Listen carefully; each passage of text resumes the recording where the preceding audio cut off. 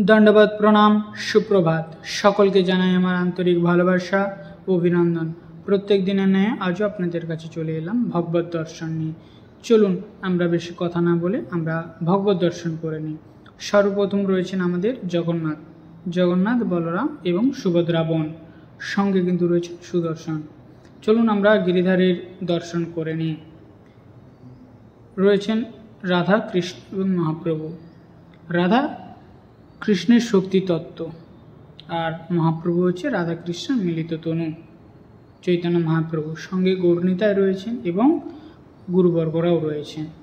আর রয়েছেন আমাদের নৃসিংহদেব এবং সঙ্গে ভক্ত প্রহ্লাদ আর তুলসী মহারানী।